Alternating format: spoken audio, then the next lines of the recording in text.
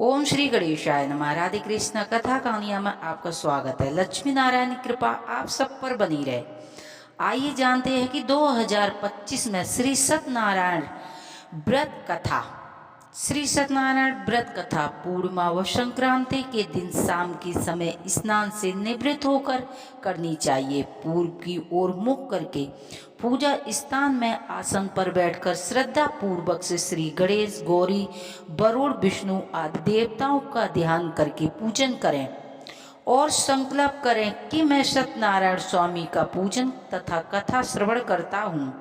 पुष्प हाथ में लेकर सत्यनारायण भगवान का ध्यान कर योग बीज, पुष्प, धूप, नवेद आदि अर्पित कर स्तुति करें। हे भगवान, मैं श्रद्धा पूर्वक फल, जल आदि सामग्री आपको अर्पित कर बारंबार नमस्कार करता हूँ। कृपया अपने भक्त द्वारा की गई आराधना स्वीकार करें। तत्पश्चात श्री सत्यनारायण भगवान की कथा श्रवण करें या पढ़ें। केले के खंबे, पंचपल्ब, कलश, पंचामृत, चावल, कपूर, धूप, पुष्प से बनी माला, श्री फल, नारियल, ऋतुफल, अंगवस्त्र, नवेद, कलावा, आम के पत्ते, यज्ञ दीप, वस्त्र, गुलाब या गुलाब के फूल, घी का दीपक जलाएं और पंचामृत, दूध, दही, गंगा जल, शहद, शक्कर, केसर और बंधनवार चौकी लगाएं। जानते हैं कि सत्यनारायण कथा का प्रथम अध्याय। व्यास जी ने कहा, एक समय नेमि शरण तीर्थ में सौनकादिक 88,000 ऋषियों में पुराण वेता श्री सूत जी ने पूछा कि हे सूत जी, इस कलयुग में वेद विद्या रहित मानवों को ईश्वर भक्ति किस प्रकार मिलेगी और उसका उद्धार कैसे होगा। हे मुनिवर, आप ऐसा कोई व्रत अथवा तप बताइए कि जिसके करने से मनुष्य थोड़े ही समय में पुण्य प्राप्त कर सके और उससे मनोवांछित फल मिले। ऐसे मनोरथ पूर्ण करने वाले कथा सुनने की हमारी प्रबल इच्छा है। सर्वशास्त्र ज्ञाता श्री सूत जी बोले, हे वैश्वो, मैं पूज्य आप सभी ने मानव जाति के हित के लिए बात पूछी है। अंत आप सबके अनुरोध पर मैं एक श्रेष्ठ व्रत को अवश्य कहूँगा। इसे नारद जी ने एक समय श्री लक्ष्मी नारायण भगवान जी से पूछा था और लक्ष्मीपति श्री विष्णु भगवान ने मुनि श्रेष्ठ नारद जी को बताया था। उस कथा को मैं तुमसे सबसे कहूँगा, अंत आप ध्यान से सुनिए। मुनि नाथ सुनो, यह सत्य कथा सब कलह होए, महासुखदाई, भव ताप हरे और मनोरथ पूर्ण करे, सुख संपत्ति की अधिकाई। अति संकट में दुख दूर करे, सब ठोर कुठोर में होत सहाई, भव माह तप इसमें अपना कल में फल और जनाई। किसी समय में योगराज नारद जी दूसरों के हित की इच्छा के लिए सभी लोकों में भ्रमण करते हुए मृत लोक में पहुँचे। यहाँ अनेक योगिनियों में जन्मे प्राणी सभी मनुष्य को अपने कार्यों के अनुसार अनेक दुखों से पीड़ित देखकर उन्होंने विचार किया कि कौन ऐसा यह तंत्र करें कि जिससे निश्चय रूप से प्राणियों के दुख का अंत हो सकेगा। ऐसा मन में विचार कर श्री नारद जी विष्णु धाम पहुंचे। विष्णु लोक में नारद जी ने पीत वर्ण और 4 भुजाओं वाले देवों को, इस नारायण को जिसके हाथ में चक्र, गदा और पद्म से सुशोभित थे तथा जो गले में वरमाला पहने हुए थे, उन्हें देखकर उनकी स्तुति करने लगे। नारद जी विष्णु जी से बोले, हे प्रभु, आप अत्यंत दुर्बल शक्तियों से युक्त हैं। मन तथा वाणी से आपको पाने में असमर्थ है। आपका आदि मध्य अंत कोई भी नहीं जानता। आप निगुण स्वरूप से सृष्टि के कारण भक्तों का दुख दूर करने वाले, आपको मेरा नमस्कार है। नारद जी ने इस प्रकार की स्तुति सुनकर भगवान लक्ष्मीपति विष्णु भगवान जी बोले, हे मुनि श्रेष्ठ नारद जी, आपके मन में क्या है? आपका आगमन यहाँ किस कार्यवश हुआ है? सो निसंकोच कहें। तब नारद जी ने कहा, हे प्रभु, मृत्युलोक में सभी प्राणी जो अनेक योगिनियों में पैदा हुए हैं, अपने अपने कर्मों द्वारा अनेक प्रकारों से दुखों से ग्रस्त हैं, दुखी हो रहे हैं। हे नाथ, यदि आप मुझ पर दया रखते हैं तो कृपा कर मुझे बताइए कि उन मनुष्यों के सभी दुख थोड़े से ही प्रत्यंत से कैसे दूर हो सकते हैं। श्री विष्णु भगवान ने कहा, हे नारद, मनुष्य के हित के लिए तुमने यह बहुत अच्छा प्रश्न किया है। जिस व्रत के करने से मनुष्य मोह बंधन से छूट जाता है, वह बस मैं तुमसे कहता हूँ। सुनो, बहुत पुण्य देने वाला, स्वर्ग तथा मृतलोक से दुर्बल एक उत्तम व्रत है, जो आज मैं प्रेम बस तुमसे कहूँगा। श्री सत्यनारायण भगवान का यह व्रत विधि विधान पूर्वक संपन्न करके मनुष्य इस धरती पर सुख भोग कर मृत्यु को उपरांत मोक्ष की प्राप्ति करता है। श्री विष्णु भगवान के अमृत से ओतप्रोत वचन सुनकर नारद जी बोले, हे प्रभु, उस व्रत का क्या विधान है, उस व्रत का क्या फल है, इस व्रत को पूर्व समय में किस किसने किया है और किस दिन यह व्रत किया जाना चाहिए। कृपया इस व्रत की विधि और विधान मुझे विस्तार पूर्वक कहो, मुझे यह सब सुनने की तीव्र इच्छा है। श्री भगवान जी बोले, हे नारद, तभी प्राणियों के दुखों शोक को दूर करने वाला यह व्रत सभी स्थानों पर विजय करने वाला अमोघ अस्त्र और भक्ति और श्रद्धा से युक्त मनुष्य किसी भी दिन श्री सत्यनारायण भगवान की संध्या के समय ब्राह्मण एवं बंद बंधाओं सहित धर्मपरायण होकर पूजा करें। भक्ति भाव से पूर्ण हो नवेद केले का फल, शहद, घी, शक्कर या गुड़, गेहूं के आटा का सवाया लेवें। गेहूं के सवाया से साठी का भी चूड़ भी ले सकते हैं। इन सब को भक्ति भाव से संपन्न हो भगवान श्री सत्यनारायण को अर्पित करें। बंद बंधाओं सहित ब्राह्मणों को भोजन कराएं। इसके पश्चात स्वयं भोजन करें। रात्रि में नित्य भजन आदि का आयोजन श्री सत्यनारायण भगवान का स्मरण करते हुए समय व्यतीत करें। इस तरह जो भी मनुष्य व्रत करेंगे उनके समस्त मनोरथ पूर्ण होंगे। विशेष रूप से कल काल में, कलयुग में, मृतलोक में यही एक उपाय है जिससे अल्प समय में आप कम धन में महान पुण्य की प्राप्ति कर सकते हैं। श्री सूत जी बोले, हे ऋषियों, जिन्होंने पहले समय में इस व्रत को किया है, अब मैं उनका इतिहास कहूँगा, कृपया पूर्वक आप ध्यान से सुने। सुंदर काशी नगरी में एक अत्यंत निर्धन ब्राह्मण रहता था। वह ब्राह्मण नित्य प्रत भूख प्यास से व्याकुल होकर पृथ्वी पर भ्रमण करता था। ब्रह्मांड के प्रेम करने वाले श्री विष्णु भगवान ने ब्राह्मण को दुखी देखकर एक दिन बूढ़े ब्राह्मण का रूप धारण करके उस दुखी व निर्धन ब्राह्मण के समक्ष पहुंचकर आदर के साथ पूछा, हे ब्राह्मण, तुम नित्य प्रतिदिन दुखी होकर पृथ्वी पर क्यों घूमते हो? हे श्रेष्ठ ब्राह्मण, यह सब मुझसे कहो, मैं तुम्हारी व्यवस्था सुनूंगा। दारिद्र ब्राह्मण बोला, मैं एक निर्धन ब्राह्मण हूँ, भिक्षा के लिए नित्य पृथ्वी पर विचरता रहता हूँ। हे भगवान, यदि आप इस समस्या से छुटकारा पाने का कोई उपाय जानते हो तो कृपया कर मुझसे कहें। वृद्ध ब्राह्मण रूप विष्णु भगवान बोले, हे ब्राह्मण सेठ जी, श्री सत्यनारायण भगवान मनोवांछित फल देने वाले हैं, अंत तुम उनका पूजन करो। इस व्रत को करने से मनुष्य दुखों से मुक्त हो जाता है। दारिद्र ब्राह्मण को व्रत का सारा विधान बताकर बूढ़ा ब्राह्मण वहां से रूप धारण करने वाले श्री सत्यनारायण भगवान वहां से अंतर्ध्यान हो गए। जिस व्रत के विषय में मुझे वृद्ध ब्राह्मण ने बताया है, मैं उस व्रत को अवश्य ही करूंगा, ऐसा मन में विचार कर वह निर्धन ब्राह्मण अपने घर पहुंचा। परंतु उस रात्रि में उस ब्राह्मण को नींद नहीं आई। अगले दिन वह जल्दी उठा और श्री सत्यनारायण भगवान का ध्यान कर उनका व्रत करने का निश्चय कर भिक्षा मांगने के लिए चल पड़ा।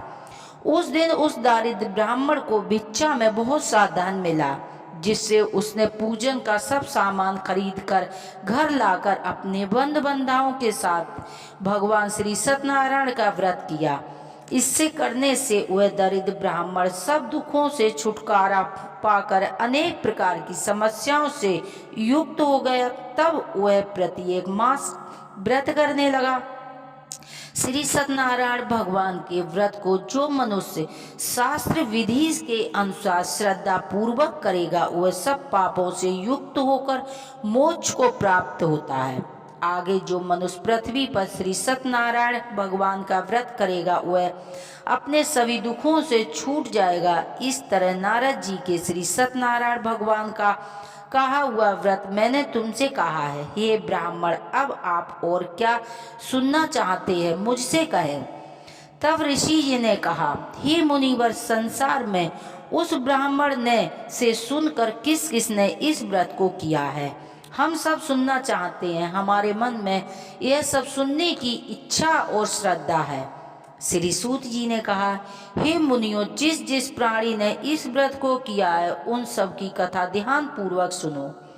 एक समय वह ब्राह्मण धन और ऐश्वर्य के अनुसार बंधु बंधाओं सहित अपने घर पर व्रत रखता था। उसी समय एक बूढ़ा लकड़हारा लकड़ी बेचने वाला वहां आया। उसने सिर पर रखा लकड़ियों का गट्ठर बाहर रख दिया और उस ब्राह्मण के घर चला गया। प्यास से व्याकुल लकड़हारे ने उस ब्राह्मण को व्रत करते हुए देखा। वह प्यास को भूलकर उस ब्राह्मण को नमस्कार कर पूछने लगा कि हे ब्राह्मण देवता, आप यहाँ किसका पूजन कर रहे हैं? किस व्रत को करने से क्या फल मिलता है? कृपया कर मुझे बतलाइए, इससे मेरी सुनने की इच्छा है। ब्राह्मण उस वृद्ध लकड़हारे से बोला, अरे भाई, ये सभी मनोकामनाओं को पूर्ण करने वाला श्री सत्यनारायण भगवान का व्रत है। इसकी इच्छा से कृपा मेरे घर में धन धान सुख समृद्धि हुई है। ब्राह्मण से श्री सत्यनारायण भगवान ने व्रत के विषय में जानकर वह लकड़हारा बहुत प्रसन्न हुआ और भगवान का चन्नामृत प्रसाद ग्रहण कर तत्पश्चात भोजन कर वह अपने घर पहुंचा। अगले दिन लकड़हारे ने अपने मन में संकल्प किया कि नगर में जो भी लकड़ी बेचकर धन मिलेगा उसी में मैं भगवान श्री सत्यनारायण का उत्तम व्रत विधि पूर्वक करूंगा।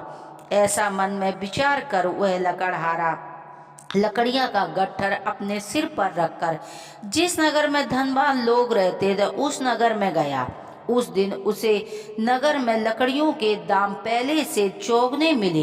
तब वह बूढ़ा लकड़हारा अति प्रसन्न हो पके केले की फली, शक्कर, शहद, दूध, घी, दही, गेहूं का चूड़ इत्यादि सामान सभी सत्यनारायण जी के व्रत हित लेकर अपने घर गया और उसने अपने बंधु बंधुओं को बुलाकर विधि विधान से श्री सत्यनारायण भगवान का पूजन व व्रत किया। उस व्रत के प्रभाव से वह बूढ़ा लकड़हारा धन पुत्र आदि से युक्त हो संसार में सभी सुख भोग कर अंत में वैकुंठ धाम को चला गया।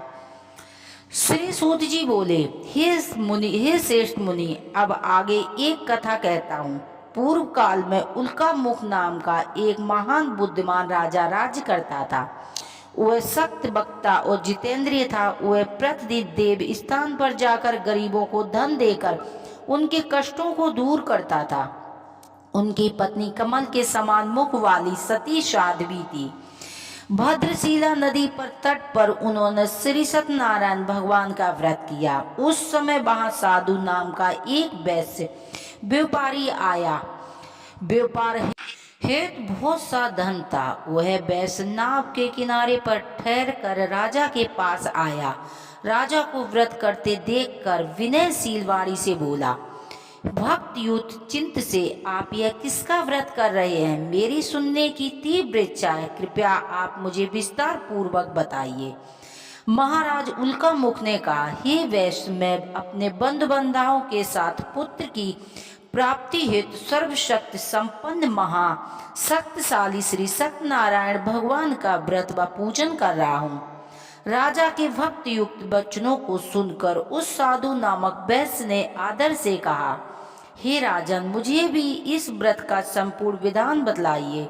मैं भी आपके कथा अनुसार इस व्रत को अवश्य करूंगा, क्योंकि मैं एक मैं भी संतानहीन हूँ। मुझे पूर्ण विश्वास है कि इस व्रत के करने से निश्चय ही मुझे भी संतान की प्राप्ति होगी। राजा उसे व्रत का सब विधान सुनकर व्यापार से निवृत्त हो वह वैश्य व्यापारी आनंद के साथ अपने घर पहुंचा।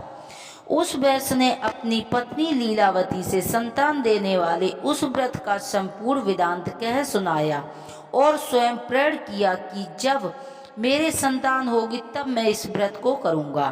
एक दिन उसकी पत्नी लीलावती आनंदित हो संसार धर्म से विपरीत होकर श्री सत्यनारायण भगवान की कृपा से गर्भवती हुई। 10वें महीने में उसने एक सुंदर कन्या को जन्म दिया। दिनों दिन वह कन्या इस तरह बढ़ने लगी जैसे शुक्ल पक्ष का चंद्रमा बढ़ता है। कन्या का नाम कलावती रखा। एक दिन लीलावती ने मीठे शब्दों में अपने पति को स्मरण कराया, हे नाथ, आपने जो भगवान का व्रत करने का संकल्प किया था अब आप उसे पूरा कीजिए। साधु वैश्य ने कहा, हे प्रिय, मैं कन्या के विवाह पर इस प्रिय व्रत को करूंगा। इस प्रकार अपनी पत्नी को आश्वासन देकर वह साधु वैश्य अपने व्यापार करने दूसरे नगर को चला गया। कलावती पितृगृह के वृद्ध को प्राप्त हो गई। एक दिन साधु ने जब अपनी पुत्री को सखियों के साथ खेलते देखा तो दूत को बुलाकर कहा, हे दूत, हमारी पुत्री विवाह के योग्य हो गई है, अब आप एक सुंदर वर तलाश कर लाओ। उनकी आज्ञा सुनकर दूत कंचन नगर पहुंचा। देखभाल कर वैश्य की पुत्री हेतु एक सुंदर सुशील बाड़ी पुत्र खोज कर लाया। उस योग्य वर को देखकर वैश्य ने अपने बंधु बांधवों सहित प्रसन्न चित्त मुद्रा में अपनी पुत्री का विवाह उस बाड़ी पुत्र के साथ कर दिया। परंतु दुर्भाग्यवश वह विवाह के समय भी सत्यनारायण का व्रत करना भूल गया। इस पर श्री सत्यनारायण भगवान क्रोधित हो गए। उन्होंने वैश्य को श्राप दिया कि तुम्हें दारुण दुख प्राप्त होगा। अपने कार के दक्ष वैश्य अपने जमाई सहित नावों को लेकर व्यापार के लिए समुद्र के समीप स्थित रत्नापुर नाम नगर में पहुंचा। दोनों ससुर जमाई चंद्रकेतु राजा के नगर में व्यापार करने लगे। एक दिन भगवान श्री सत्यनारायण की माया से प्रेरित हो एक चोर राजा का धन चुरा कर भाग रहा था। राजा सैनिक को अपने पीछे तेजी से आते देखकर चोर ने घबरा कर राजा के धन को वही नाव में छुपाकर चुपचाप रख दिया जहां वे दोनों ससुर जमाई ठहरे हुए थे और स्वयं वहां से भाग गया। जब सैनिक ने उस वैश्य के पास जाके धन को रखा हुआ देखा तो दोनों को बांधकर दरबार में ले गए और राजा के समीप उन दोनों ससुर जमाई को ले जाकर बोले, हे राजन, हम ये दो चोर पकड़ कर लाए हैं, देख कर आज्ञा दें। तब राजा ने उनकी बात सुने बिना उन्हें कारागार में डालने की आज्ञा दे दी। इस प्रकार निर्दोष होते हुए भी राजा को अज्ञात से उन्हें कठिन कारावास में डाल दिया गया। तब उसका सारा धन छीन लिया गया। सत्यनारायण भगवान के श्राप के साधु वैश्य की पत्नी लीलावती पुत्र कलावती अपने घर पर अत्यधिक दुखी रहते हुए उसके घर में रखा धन चोर चुरा ले गए। शारीरिक मानसिक पीड़ा तथा भूख प्यास से अति दुखित हो भोजन की चिंता में लीलावती की कन्या कलावती एक ब्राह्मण के घर गई। उसने ब्राह्मण को श्री सत्यनारायण भगवान का व्रत करते हुए देखा। उसने कथा सुनी, प्रसाद ग्रहण कर रात को घर आई। लीलावती ने अपनी पुत्री कलावती से पूछा, हे पुत्री, तुम अब तक कहाँ थी और तेरे मन में क्या है? कलावती बोली, हे माता, मैं ब्राह्मण के घर कुछ भोजन के लिए गई थी। मैंने वहां श्री सत्यनारायण भगवान का व्रत होते देखा, इसीलिए मुझे वहां देर हो गई। कन्या के वचन को सुनकर लीलावती श्री सत्यनारायण भगवान के पूजन की तैयारी करने लगी। उसने परिवार व बंधु बांधवों सहित श्री सत्यनारायण भगवान का पूजन व्रत किया और वर मांगा कि मेरे पति और दामाद शीघ्र ही लौट आएं और साथ ही अपने अपराधों के लिए सत्यनारायण भगवान के समक्ष क्षमा याचना की। श्री सत्यनारायण भगवान लीलावती के इस व्रत के पूजन से अत्यंत प्रसन्न हुए। उन्होंने राजा चंद्रकेतु को स्वप्न में दर्शन देकर कहा, हे राजन, जिन दोनों वैश्यों को तुमने बंदी बना रखा वे निर्दोष हैं, वह प्रातः ही छोड़ देना। उनका सब धन तुमने ग्रहण किया उन्हें लौटा देना, अन्यथा मैं तेरे राज्य और पुत्र को सबको नष्ट कर दूंगा। राजा को ऐसे वचन कहकर भगवान जी अंतर ध्यान हो गए। प्रातःकाल राजा चंद्रकेतु ने सभा में सबको अपना स्वप्न कह सुनाया और सैनिकों को आज्ञा दी कि दोनों वारित पुत्रों को कैद से मुक्त करा सभा में लाया जाए। दोनों को आते ही राजा के प्रणाम किया। राजा ने कोमल वचनों से उनका सत्कार करते हुए कहा, हे महाभाव, तुम्हें दुर्भाग्य से कठिन दुख प्राप्त हुआ है, अब तुम्हें कोई भय नहीं है, अब तुम मुक्त हो। ऐसा कहकर राजा ने उनको नए वस्त्र आभूषण पहनाए तथा उनका जितना भी धन लिया था दुगना करके उनको आदर सहित विदा किया। दोनों वैश्य अपने घर चल दिए। सूत जी बोले, हे वैश्य, मंगलाचार कर यात्रा आरंभ की और अपने नगर को चले। थोड़ी दूर आगे बढ़ने पर दंडी भेषधारी श्री सत्यनारायण भगवान ने पूछा, हे राजन, तेरी नाव में क्या है? अभिमान बस बाड़ी हंसता हुआ बोला, हे दंडी, क्यों पूछते हो? क्या धन लेने की तुम्हारी इच्छा है? मेरी नाव में तो बेल पत्ते भरे हुए हैं। वैश्य का कठोर वचन सुनकर दंडी भेषधारी श्री सत्यनारायण भगवान ने कहा कि तुम्हारा वचन सत्य हो। ऐसा कहकर दंडी भेषधारी वहां से चले गए और कुछ दूर जाकर समुद्र के किनारे बैठ गए। दंडी महाराज के जाने के पश्चात वैश्य ने नित्य क्रिया से निवृत्त होने के बाद नाव को ऊंचा उठी देखकर अचंभा किया तथा नाव में तो बेल पत्ते आदि देखकर मूर्छित होकर जमीन पर गिर पड़ा।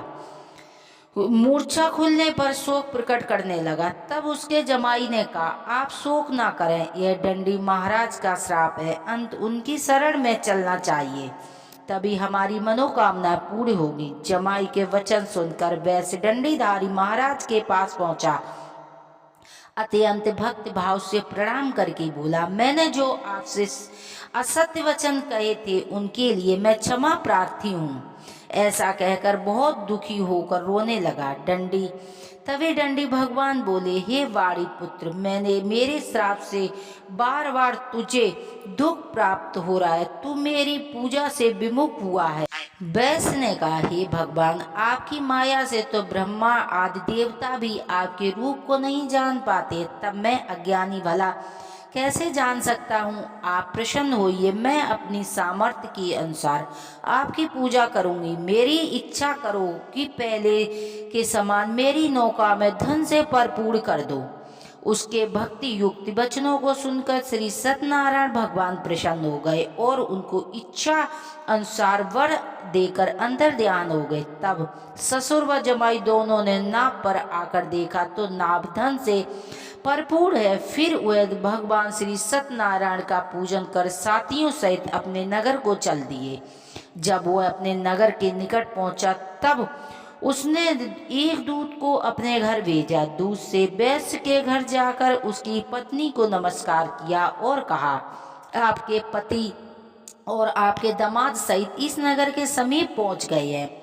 लीलावती और उसकी कन्या कलावती उस समय भगवान का पूजन कर रही थी।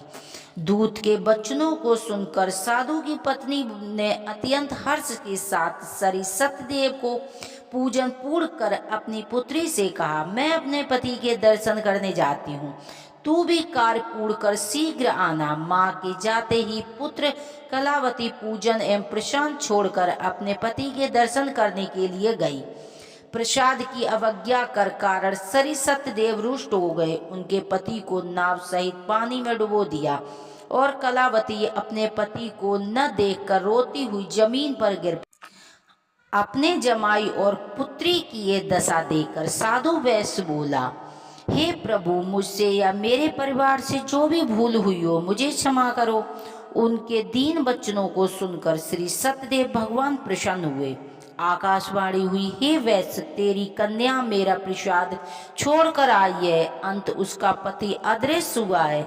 यदि वह घर जाकर प्रसाद ग्रहण करके लौटेगी, इसका पति अवश्य मिलेगा। आकाशवाणी सुनकर कलावती ने घर पहुंचकर प्रसाद खाया और फिर आकर अपने पति के दर्शन किए। तत्पश्चात वैश्य ने वहीं बंद बंधाओं के साथ भगवान श्री सत्यनारायण का विधि पूर्वक पूजन किया। इस लोक में सुख भोग कर अंत में स्वर्ग लोक को प्राप्त हुआ।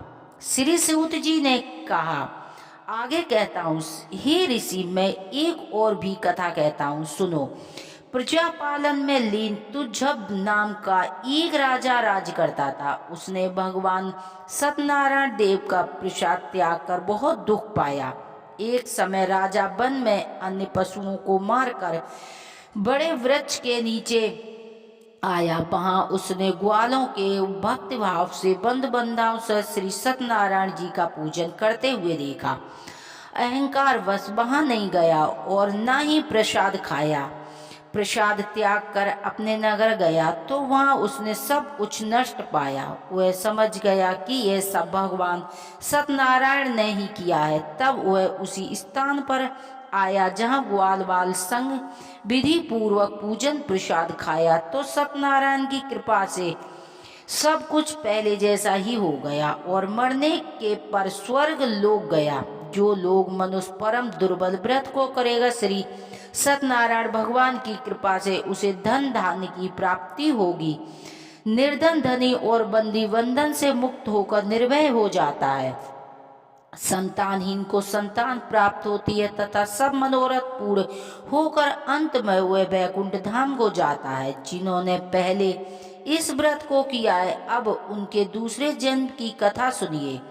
सतानंद नामक वृद्ध ब्राह्मण ने सुदामा के रूप में जन्म लेकर श्री कृष्ण की भक्ति कर मोक्ष को प्राप्त हुआ।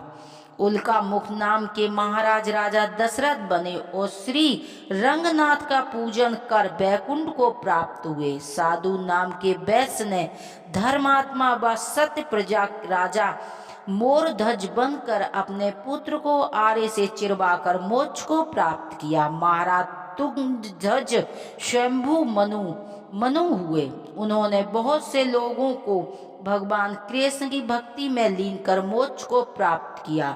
लकड़हारे भील अगले जन्म में गृह नामक निषाद राजा हुआ, जिसने भगवान राम के चरणों की सेवा कर मोक्ष को प्राप्त किया। आइए वहीं पर सुनते हैं आरती, क्योंकि कथा के बाद आरती न सुनने पर कथा का पूर्ण फल नहीं मिलता है। बोलो श्री सत्यनारायण भगवान की जय। जय लक्ष्मी रमणा स्वामी, जय लक्ष्मी रमणा। सत्यनारायण स्वामी जन पातक हरणा। ओम जय लक्ष्मी रमणा। रत्न जड़ित सिंहासन अद्भुत छबिराजे। नारद करत निरंजन घंटा धन बाजे। ओम जय लक्ष्मी रमणा। प्रकट भये कल कारण तिज को दरस दियो। बूढ़ो ब्राह्मण वन कर कंचन महल कियो। ओम जय लक्ष्मी रमणा। दुर्बल भील कठारो जिन पर कृपा करी। चंद्रचूड़ एक राजा जिनकी विपत्ति हरी। ओम जय लक्ष्मी रमणा। वैसे मनोरथ पायो श्रद्धा तज कीनी। सो फल भोग प्रभु जी फिर स्तुति कीनी। ओम जय लक्ष्मी रमणा। भाव भक्त के कारण छिन छिन रूप धरो। स्वामी छिन छिन रूप धरो। श्रद्धा धारण कीनी तिनके काज सरयो। ओम जय लक्ष्मी रमणा। ग्वाल बाल संग राजा वन में भक्ति करी। मन वांछित फल दीनो दीन दयाल हरि। ओम जय लक्ष्मी रमणा। चढ़त प्रसाद सबायो कदली फल मेवा धूप दीप तुलसी से राजी सती देवा। ओम जय लक्ष्मी रमेड़ा। श्री सत्य नारायण जी की आरती जो कोई नर गावे स्वामी प्रेम सहित गावे। कहत शिवानंद स्वामी भजति हरि हरि स्वामी मन वांछित फल पावे। ओम जय लक्ष्मी रमेड़ा। ओम जय लक्ष्मी रमेड़ा। स्वामी जय लक्ष्मी रमेड़ा। सत्यनारायण स्वामी जन पातक हरड़ा। ओम जय लक्ष्मी रमेड़ा। बोलो लक्ष्मी नारायण भगवान की जय। हर हर महादेव की जय। मैया पार्वती की जय। कथा सुनने वाले की जय, कथा बोलने वाले की जय। जय श्री राधे श्याम।